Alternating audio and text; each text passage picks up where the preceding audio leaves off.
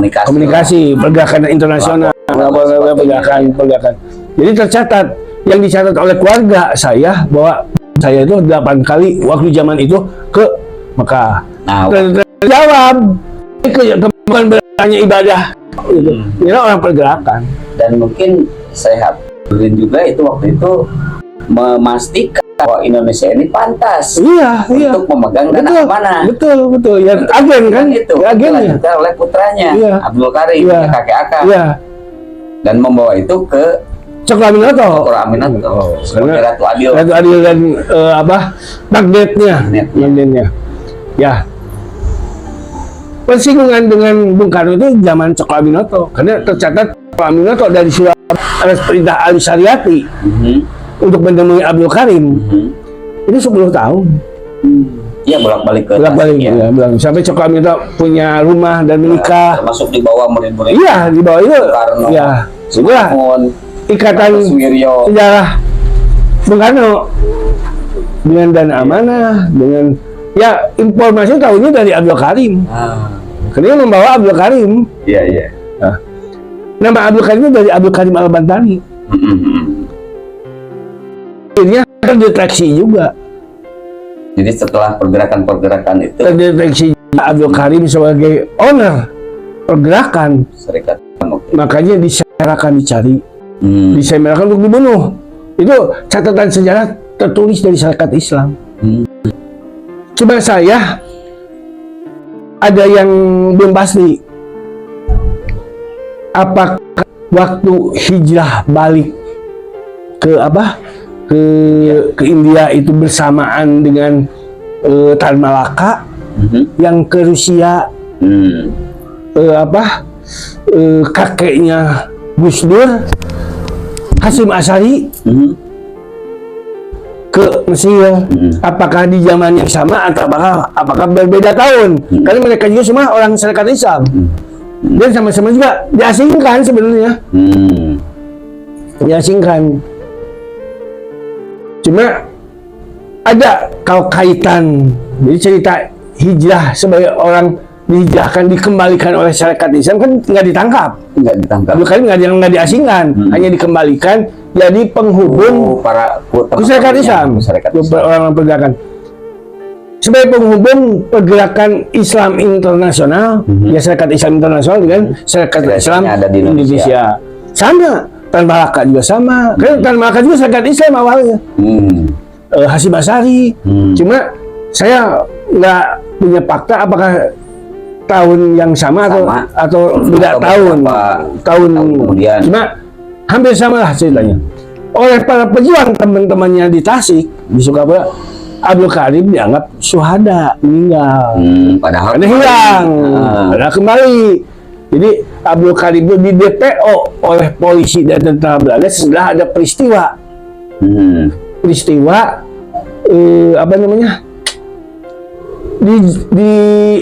Disergap di Bedaha, di Tasik, disergap. Sebelum pulang. Ya, kejadian pulang gitu karena disergap. Ada 2 versi. Pertama saya tahu cerita itu dianggap peristiwa itu di India. Karena yang cerita juga saudara saya yang dari Pakistan. Ada peristiwa, ternyata dari keluarga besar Pakistan yang ada di Tasik terungkaplah bahwa cerita itu sebenarnya di Tasik, di Dadaha. 2 versi, ada satu oleh tentara Belanda atau polisi Belanda, kedua oleh Wangtoy, oleh pemuda Cina. Kenapa? Karena Abdul Karim lah yang dikenal sebagai otak rangkaian. Ada istilah rangkaian dulu. Jadi waktu itu dominasi karena melanjutkan usaha dagang kain Badudin dulu ya. Jadi ada istilah rangkaian kan gini. Waktu itu dominasi pengusaha Belanda dan Tionghoa memonopoli pengusaha batik tentang penyediaan kain mori. Itu pembahangan kan mahal. Jadi kalah bersaing pengusaha pribumi oleh para pengusaha keturunan Eropa dan Tionghoa. Makanya SDI dan Syarikat Dagang ya Islam. itu mengambil kain dari India, kain dari India lebih murah dan memang tujuannya juga untuk membantu. Jadi perang kain itu perang harga kain ya. Perang harga kain. Iya. Sampai terjadi membakar gudang, terjadi masih berperang fisik. Itu terjadi di Tasik, ya kerusuhan lah gitu. Iya. Ya sampai melibatkan Cokro Aminoto, sampai Cokro Aminoto juga ditahan dan disidang di Ciamis. Oh gitu. Sampai di penjara, ini kena perang kain. Ya itu Abdul Karim, kakek saya gitu. Terjadi konflik, ya perang kain, bahkan sampai akhirnya melibatkan disebut Syarikat Islam Abdeling B di Bandung Jaya. Abdeling B. Ya. Itu ada kegiatan pemberontakan. Abdeling B itu pemberontakan terhadap Belanda yang dipicu oleh peristiwa Cimareme Garut. Wah. Jadi perlawanan ulama dan petani Garut terhadap Belanda dari masalah padi panen, karena Belanda memonopoli harus dijual ke Belanda dengan harga murah. Ulama Garut melawan dan memang kekuatan Syarikat Islam kuat di Sukapura, di Tasik, di Garut itu. Terjadilah peristiwa Cimareme dan kakek saya yang memobilisasi pergerakan pasukan, danai pasukan disebutnya pasukan Marawis bukan apa ya, yang kayak di Cigugur teh Kuningan itu.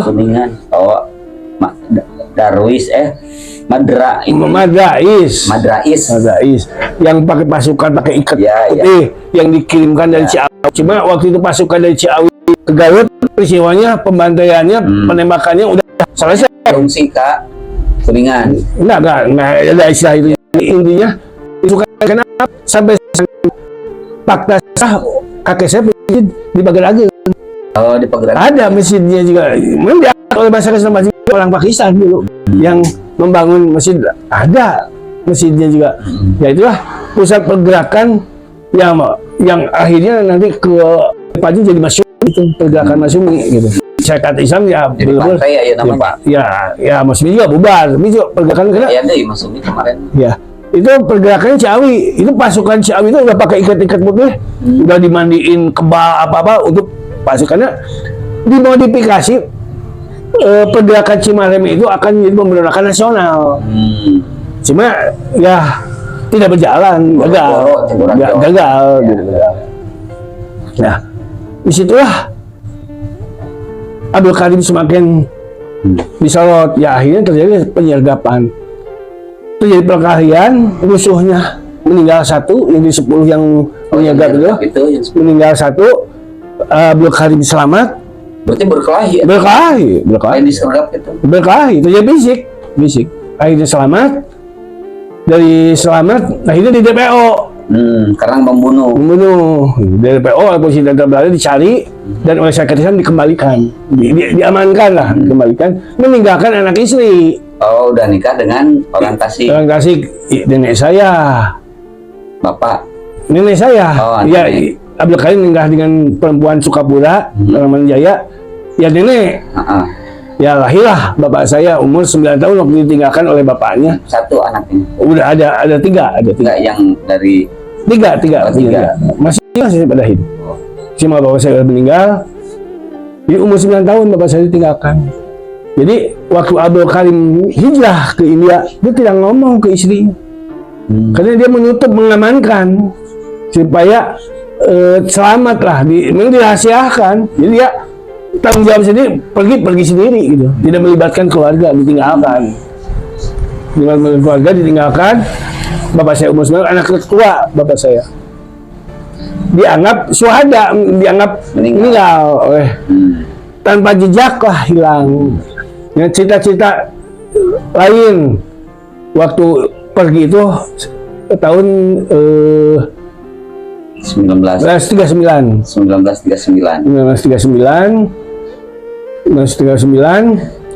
sebelum Jepang sebelum perang dunia, ya udah perang dunia kedua lah, udah awal, dan sebelum Jepang datang ke Indonesia. Udah hijrah, rumah yang dimanja itu waktu Jepang datang itu disita oleh Jepang.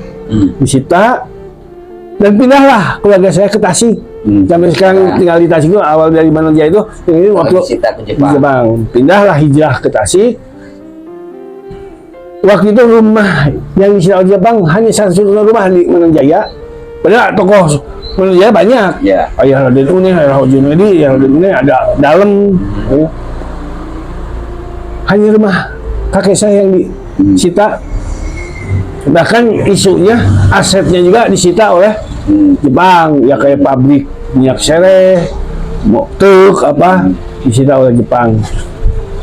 Terus nenek saya sempat nanya ke apa ke tentara Jepang. Oh, ke tentara Jepang ya. Mengapa? Ada apa digali? Ya rumah Kang digali Ya, aja. ruangan tengahnya digali, kamar juga digali. Kata tentara Jepang mencari benggol. Ya. Jadi Hal mencari dokumen teh aja. bukan mencari emas. Oh, jeung emasnya itu. Ya kan dana logistik itu kan emas. Padahal udah dipindahin. Ya nggak tahu. Oh, Di kubur juga belum tentu dikubur juga gitu. Makanya cuma deteksi bahwa ini sumbernya. Ya ownernya juga Syarikat Juga Ihsan dikubur. sudah mesti dikubur gitu. Digali ya nanya benggol. Jadi benggol itu bukan berarti ya. logam atau logam atau Ya. koin. Koin. Bank itu bank, gol itu emas. Jadi bank yang masing jaminan bank ya emas batangan. Iya. Yang udah sempat dana logistik dari Kekhalifahan Turki yang sebagian udah nyampe ya sejak zaman Syekh Badruddin udah nyampe ke Indonesia gitu. Ya itulah fakta. Terus Abdul Karim juga bersahabat dengan ulama-ulama di Tasik. Salah satu sahabatnya itu ajengan Abdul Hamid, Langkap Lancar, dan Abdul Hamid meninggal di Ciamis ditembak oleh PKI. Itu salah satu gurunya Wa Ajengan Hoer, Talhuda. Itu Abdul Hamid, ajengan Abdul Hamid, salah satu gurunya di Langkap Lancar. Jadi kakek saya itu udah memberikan visi misi atau ideologi tersendiri dan bersahabat, termasuk ajengan Abdul Hamid yang menolak perjanjian Renville, yang menolak gitu perjanjian Renville Abdul Hamid. Ya diabadikan namanya kepada bapak saya Abdul Hamid. Karena dulu kakeknya juga bersahabat dengan Abdul Karim, dinamakanlah Nama Abdul Karim, anaknya Abdul Karim bersahabat dengan Abdul Hamid, dinamakan anaknya Abdul Hamid. Terus bersahabat dengan Abdul Haq, ulama dari Gunung Tanjung, dinamakan adiknya bapak saya yang laki-laki Abdul Haq. masih ada. Udah meninggal. Abdul Haq. Jadi nama sahabat-sahabatnya ulama-ulama dinamakan ke anak-anaknya gitu. Abdul Hamid, Abdul Haq gitu. Itu nama ulama di Langkap Lancar dan ulama di Gunung Tanjung. Terus saya juga pernah bertemu dengan tokoh sepuh di Gunung Tanjung umur 90 tahun lah, seorang veteran. Saya pernah tanya, Bapak umur 90 tahun pernah tahu nggak yang namanya Abdul Karim? Orang Pakistan, orang India lah. Oh, saya tahu, kenal. Dia bisa menggambarkan rumahnya, sosoknya, Si bapak itu teh. pabriknya ini nih. Tahu berarti ya. Terus nanya ke saya, kenaon Cep Naros? Kenapa nanya itu? Ini itu. Saya bilang bahwa itu kakek saya. Nangis, nangkep ke saya. Nangkep.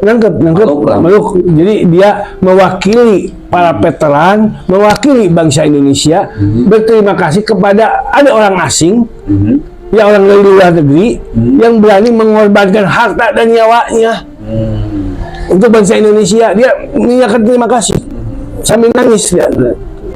Itulah salah satu bukti. saya dicek. Iya. Betul nggak cerita itu? Ada yang mengenalinya nggak? Gitu kan ya, seumuran lah. Saya cek juga kepada tokoh sesepuh di Manonjaya, mengenal, tahu tentang Abdul Karim. Oh betul, kalau saya itu juga Abdul Karim dikenal. Dan memang hanya satunya orang Pakistan, orang India yang tinggal di Manonjaya. Kerudukan barengan berjuang. Sebelum orang-orang Pakistan ada, sekarang kan banyak. Keluarga ya pionir. Oke, saya kira diakui orang India Pakistan di sini juga bahwa itu kokolot. Sepuh lah gitu dia. Jadi itulah cerita Haji Badruddin, Haji Abdul Karim, Haji Badrudin balik lagi. Disebut gini, ya ada istilah ini menyangkut marga. Jadi Haji Badrudin atau Abdul Karim marga Jenjua. Jenjua itu Dasta India itu marga Satria. Dia berjuang, tukang ya empur. Dari dasarnya juga. Yeah. Memang dikenal sejak zaman zaman Pak Hindu. Ya, dikenal Jenjua itu turunan dari Parikesit. Pandawa, anak Arjuna, Abimanyu, Parikesit. Itu yang menuliskan buku itu Jenderal Pangabnya Angkatan Bersenjata Pakistan yang menulisnya translate dari literasi bahwa Jenjua ini keturunan dari Parikesit gitu. Pejuang. Terus tinggal di India Utara. Memang punya hobi, punya kebiasaan berperang. Karena kulturnya Jenjua itu punya ilmu bela diri, nggak kayak Gulat, kayak apalah kultur kasta trahnya. Gitu. Jadi karena kesukaannya perang, dia mendominasi suku-suku lain, bahkan dominasi India. Kaili, suku Silugur di situ. Betul, menguasai karena kesukaannya. Nah, kultur itulah disebut Jenjua itu son of the king, anaknya raja. Rajput. Raja. Ya, Rajput kan dikenal, Galunggung juga Rajput karena ada isme dari India, Rajput, dikenal Rajput. Ya. Kewajaran karena satria dia bisa berjuang, bisa bepergian. Karena udah kultur ribuan tahun. Udah jadi kebiasaan ya. Disebut juga warrior of South Asia. Jadi satria atau pejuang petarung dari Asia Selatan. Itu literasi dari India. Bahkan dikenal juga dari zaman Mogul. Disebutnya itu Said Brother. Kalau kita dikenal Wali Songo, kalau di India Said Brother. Yaitu karena Jenjua itu mengapa diabadikan nama Jenjua? Karena Jenjua itu Muslim Raja Hindu pertama di India yang menganut agama Islam itu Jenjua. Makanya dinamakan diabadikan jadi marga kastanya Jenjua sampai yang kebetulan masih keluarga keturunan ini menurut cerita dari India, wah itu keturunan dari Parikesit. Bahkan waktu Alexander Agung invasi ke India, Alexander menikahi orang India karena secara menikahi. Alexander Agung itu menikah dengan orang India. Orang India, perempuan. Itu Jenjua juga. Makanya keegoan Jenjua itu dia berasa turunan Parikesit, Pandawa, turunan Alexander Agung. Egonya luar biasa. Bahkan Jawaharlal Nehru sendiri menyebutkan meski orang miskin, Jenjua itu berdegong. Ini ada catatan Jawaharlal menyatakan berdegong. Nah, yang Muslim disebut Jenjua. Yang Hindu kan turunan ini juga ada yang Hindu ada. Yang Hindu disebut Jat. J-A-T. Ya sekarang yang berkuasa sekarang itu Jat. Dulu Muslimnya berkuasa Jenjua. Jatendra. Ya, Jat lah istilahnya. Itu yang jadi sekarang. Nah, saya berau itu Jat. Jadi yang berkuasa sekarang ada waktu figur Inggris datang. Islam kan Hindu diangkat. Belah kayu, belah bambu. Jadi ini memang hancur lagi. Itulah fakta sejarah keluarga saya yang India. Jadi yang Pakistan sekarang ini Jenjua ya. Jenjua. Ya Abdul Karim Jenjua, Badrudin Jenjua. Nah, terus saya kan Ikhwan Suryalaya. Kok dalam teks Tawasul Khotaman ada istilah Badrudin yang disebutkan namanya sebelum Abah Sepuh. Ya, sebelum Abah Sepuh. Saya tanya terhadap salah satu ulama atau ajengan Suryalaya, Haji Endang kalau nggak salah namanya. Haji, jadi saya tahu. Siapa nama Badrudin? apakah nama Badudin yang lama, pendiri Tarekat Naksabandia, Badudin juga, Bahudin kalau itu. Bahudin. Itu kan hidup di abad zaman Syekh Abdul Qadir Jalani. Udah jauh itu. Jauh. Kok ada lagi disebut? Apakah orang yang sama? Kata saya itu. Enggak, katanya. Badudin yang terakhir itu orang baru. Datang dari Jogja, dari Mataram. Wah, cocok kata saya itu. Oh iya betul. Uyut, kata saya. Memang Naksabandia dan memang berkolaborasi di Banten menjadi Tarekat Naksabandia TKN Banten Abdul Karim Al-Bantani. Cocok kata saya tuh. Karena dia menyebutkan orang baru, bukan Bahudin yang lama, ini Badudin. Yang datang dari Jogja, dari Mataram. Ya itulah figur uyut saya. Sampai ada beberapa keluarga besar dari Surabaya yang mengetahui cerita ini sampai menangkep, meluk ke saya bahwa anjeun lain ikhwan, anjeunna saudara, keluarga. Itulah kaitannya. Bahkan saya juga cerita ke keluarga saya yang di Pakistan dan di Inggris bahwa ternyata kakek kelehun kita ini ditawasulkan, dibaca namanya, didoakan ulah ribuan, ya jutaan gitu. Mereka baru tahu gitu. Saya terangkan gitu. Karena memang ada, memang tawasul sebenarnya banyak, nggak satu gitu. Kan cuma satunya ada yang ada menyebutkan Badudin, belum menyebutkan nama Mbah Sepuh. Dari Syekh Abdul Karim Al-Bantani, dari tawasul dari atas ke Syekh Abdul Karim Al-Bantani, Syekh Badudin, Syekh Abdul Mubarak, Syekh Abah Sepuh, baru ke Abah Anom. Karena versi yang lain, yang hotaman yang lain, tawasul yang lain kan Syekh Abdul Toha Cirebon, Abah Sepuh, Anom. Itu kan memang lewat, bukan lewat Banten, lewat Cirebon, Sambasi. Kalau itu yang lewat Cirebon. Kali Sapu, pasal Kali Sapu. Ini lewat Banten. Gitu. Ada tercatat gitu.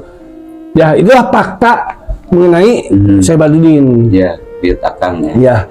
Terus yang dilanjutkan oleh anaknya, ya. Nah setelah banyak orang yang tidak paham. Karena apa? Gejolak generasi. Karena Syekh Abdul Karim itu menikah di Banjarnegara dengan orang yang Sukapura di Indonesia itu udah usia tua. Jadi harusnya bapak saya itu pangkatnya cucu, bukan anak.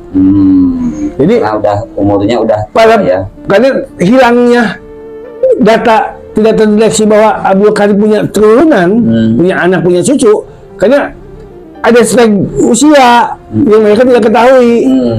Setelah saya obrolkan kepada ulama atau orang tokoh yang tahu tentang sejarah Abdul Karim, baru ngerti. Oh iya, kalau gitu kalau stag usia, karena ada gejolak usia, harusnya yang jadi uyut itu Abdul Karim bagi saya. Menikah itu usia 20-an. Ya. Anaknya paling gejolaknya 25. Ya. Ini kan jauh. Jadi pangkat cucu. Jadi mereka menganggap tidak ada turunan. Ternyata teridentifikasi bahwa turunannya masih ada. Karena tidak meninggal dan keturunannya, karena dulu juga dirahasiakan keluarganya yang di Mananjaya itu. Nah, Kang, setelah pulang ke India, kakek akang Abdul Karim, Haji Abdul Karim ini kan pergi ke India. Nah, itu dokumennya itu gimana tuh? Oh, dicetak dokumen. Jadi harusnya ke Adil itu ke dokumen itu kan udah dibawa ke Indonesia kan, memang untuk Hindia Belanda. Waktu hijrah pulang, dokumen itu dibawa. Satu dibawa kembali. Tercatat dari saja dana umat. Dana umat Nusantara. Nah, waktu Indonesia dulu kan Piagam Jakarta. Piagam Jakarta masih mencatat tentang Syariat Islam jelas. Berganti jadi Pancasila, dianggap gugur. Mungkin ya. Ya walau alam, dianggap gugur. Dokumen itu yang India menjadikan dokumen Pakistan dan terjadi perang Pakistan dan India memerdekakan diri. Fakta itu cerita dari seorang intelijen India yang Pakistan sampai datang ke Indonesia, ke Tasik, teridentifikasi oleh saya. Ada namanya, saya mengenal orang Pakistan yang sering ke Tasik, bolak-balik India, Pakistan, Tasik, ngakunya pedagang. Dia tinggal 1 bulan, 2 bulan, 3 bulan. Di mana? Di Tasik, tinggal di hotel. Kata saya kan pernah saya cerita, ketemu. Saya bilangnya bayi, akang lah, bayi itu, kakak gitu. Bayi, sudah tinggal di Tasik berbulan-bulan, tinggal di hotel, beli makan sendiri, sudah sendiri. Disebut bisnis, apa bisnisnya? Saya kan nggak masuk akal kalau bisnisnya sapu nyere, kata saya tuh. Sapu nyere? Iya, ceritanya kan sapu nyere, kelapa. Kok kenal dengan saya, kenapa saya tidak pernah diajak? Rempah-rempah kapol, ceritanya gitulah. Kayak zaman dulu lagi, trading rempah-rempah zaman kerajaan gitu. Kata saya itu, kenapa bisnisnya saya tidak pernah diajak? Saya kan orang Tasik, saya lebih mengenal Tasik. Dan saya juga tidak pernah melihat bisnis ke India atau Pakistan, karena saya pakai tonton gitu, ekspor impor. Ini kapan? Gitu. Karena saya bayi mana seorang intelijen, seorang agen. Wah enggak, seorang pedagang. Kata siapa? Kata saya. Kakek saya dulu kesini juga ngakunya saudagar. Padahal kan Indel, agen. Akhirnya mengakui. Yang aneh, yang namanya Bayi Bula itu, foto saya Sukapura, data foto diambil, diminta kopinya. Foto Sukapura, foto dengan Mas Tommy, foto yang sederhana, juga diminta, dibawa ke Pakistan, entah untuk apa. Ya dia seorang agen, seorang agen, dibawa data saya. Jadi, nah akhirnya keluarga saya yang di Inggris yang cerita. Jadi waktu saya cerita ke baban saya di Inggris tentang peristiwa gali, rumah digali mencari emas itu, Benggol, dibetulkan. Ketemu nggak emasnya? Enggak, kata saya tuh. Enggak, kata saya tuh. Terus harus cari ini apa? Pemegang amanah, pemegang bukan muakib apa? Pemegang wakaf itu. Pemegang wakaf yang menyebarkan wakaf. Ya, wajir. Ya, karena saya kita tidak punya data. Kita orang nggak ada nama-nama wajirnya. Kalau ada nama harus cari gitu. Harus dikejar. Jangan kalah sama yang Intel itu. Yang Intel itu yang mencari wajir. Di Indonesia itu jangan keduluan. Kamu harus mendeteksi, mencari data-data tentang wajib. Jadi waktu kakek saya kembali ke India, ke Pakistan, ini ya itu ya penerima wakaf itu wajib itu harus dicek gitu kan. Ya sejarah sudahlah. Dahsyat. Itu bagus bagiku. Nggak bisa dicek gitu. Ya itulah sekelumit cerita pergerakan. Jadi itu nyata. Jadi pergerakan senyap memang tidak terdeteksi oleh tercatat oleh sejarah dan oleh koran-koran. Tapi fakta satu, senyap. Ada seorang sejarawan penulis buku tentang kesukapuraan, Kang Muhajir. Kang Muhajir pernah mencatatkan, dia menulis Sukapura, histori Sukapura, buku ke-1, ke-2, ke-3. Nah, saya cerita waktu ada seminar tentang syariat Islam di suatu pesantren di Tajur, pimpinan Haji Miftah Fauzi. Saya bilang tentang peristiwa Perangkain, tentang syariat Islam, bahwa kakek saya ini, terus pakar sejarah, ahli sejarah juga menceritakan. Ya akhirnya diteliti. Dia korespondensi, dia cek internet dengan arsip-arsip di perpustakaan Indonesia, di Jakarta perpustakaan arsip-arsip Belanda, akhirnya ditemukan betul. Yang namanya Abdul Karim ada sosoknya. tercatat dalam koran Belanda. Ya Muhammadin juga gitu. Ya ini aku waktu itu karena saya juga udah lama gak ketemu, itu mau dibukukan dari buku Historia Sukapura keempat atau kelima lah, kan dibukukan. Cuma karena waktu itu ini tanggung jawab saya yang harus membiayai pencetakan bukunya. Waktu tokoh sejarah Syarikat Islam pertama tentang Haji Badudin, saya Badudin ya. Ini yang menulisnya tentang Abdul Karimnya gitu. Karena diakui betul ada. Asalnya kan itu versi cerita Kang Diki aja katanya, versi keluarga, belum tentu benar katanya. Ternyata akhirnya dia mengakui, saya ketemukan. Iya, iya. Kan cuma dia minta untuk dibiayai karena wah ya namanya saya juga nggak ngerti ini taklif harus berapa, bikin berapa, kepentingannya juga apa. Apakah saya harus kalau mencalonkan dewan, mencalonkan wali kota atau bupati, mungkin berkepentingan. Jadi gini Kang, jadi hikmahnya dari sejarah ini ya harus diketahui oleh orang-orang yang punya kepentingan apa namanya memakmurkan negeri inilah. Ya betul. Balik lagi tadi ke dokumen. Jadi dokumen itu dibawa balik. Waktu saya menuliskan testimoni tentang cerita kakek saya di Facebook, ternyata dibaca oleh paman saya yang di Inggris. Saya kontak. Teman lah. Ya. Jadi kontak lah. Menyebutkan dikit tahu dari mana cerita itu. Ya saya tahu bukan dari keluarga, kata saya itu hanya bagian kecil lah dari keluarga, karena hanya tahu saya tentang galian rumah nenek, terus disita ke Jepang, terus kakek saya menurut nenek saya selalu berpergian ke Pekalongan, ke Solo, ke Jogja, ke Surabaya dulu, ya pergerakan. Cuma nenek saya kan nggak paham. Cuma salah satu pesan dari nenek saya bahwa menikah dengan kakek saya itu ibadah, naik haji. Karena tahu kakek saya orang pergerakan.